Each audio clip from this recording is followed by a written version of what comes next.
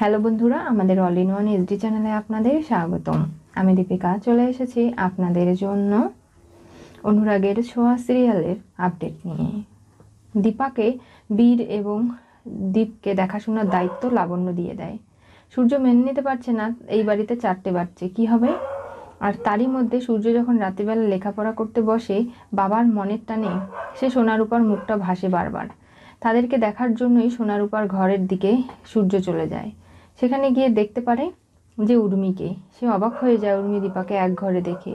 এরপরে নানাভাবে জেরা করতে শুরু করে যে উর্মি তো জয়ের বন্ধু, এখানে এত রাতে কি করছে আর কেনই বা এসেছে।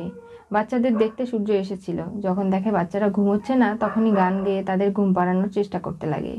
মিশকার ছেলে বীরকে কোলে নেয়, কিন্তু গানটা মনে করতে পারছে না। সোনারূপা তার মাকে গান গাইতে বলে, তার মা খুব ভালো গান পারে। তখনই দীপা গান গায়। সূর্য নাচ গান হই হুল্লোড় করে সোনারূপার সঙ্গে। বীরকে সবাইকে ঘুম পাড়িয়ে দিয়ে চলে যেতে লাগে। তখনই জয় চলে আসে, বলে কি ব্যাপার, এখানে রাত্রিবেলা তোর বান্ধবী আছে, তুই কেন আসছিস, ব্যাপারখানা কি? তুই চল, তোর ঘরে তোর বন্ধু উৎপল আছে না। ট্রেনে হিঁচড়ে জয়কে নিয়ে যায়।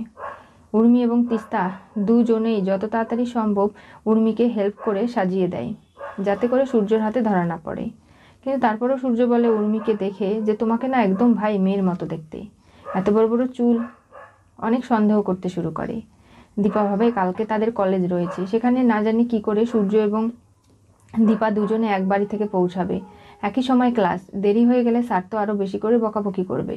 দীপাকে গিয়ে কালকে স্যারের কাছে ক্ষমা চাইতে হবে। এইসব নিয়ে মানসিক টেনশন। সে লাস্ট নাম এসেছে দীপার, সেখান থেকে দীপাকে ফার্স্ট হতে হবে। ডাক্তারবাবুর মতো ভালো একজন ডক্টর হতে হবে তাকে। সমাজে সেবা করতে হবে, আর তার জন্য তাকে পরিশ্রম করতে হবে। কিন্তু সংসারের চাপ, দায় দায়িত্বে দীপা কোনো কিছু করে উঠতে পারছে না। কি হতে চলেছে অনুরাগের ছোঁয়া সিরিয়ালের পরবর্তী টুইস্টে? সূর্যের সোনারূপার কথা মনে পড়লে মাঝরাতে গান নাচ করে দীপার সঙ্গে আনন্দ করলো। আজকে যেভাবে দীপা এবং উর্মি সবটা সামলে নিয়েছে, কালকের দিনে যে কি কি ঘটবে আর কিভাবে সামলাবে, এগুলো নিয়েই দীপার মাথায় অনেক চিন্তা টেনশন। আর এইসব করতে গিয়ে নিজের ডাক্তারি পড়াশোনায় মনোযোগ দিতে পারছে না সে। কি ঘটবে জানতে চোখ রাখতে হবে আমাদের চ্যানেলে। পাশে থাকা বেল আইকনটি অবশ্যই করে ক্লিক করুন।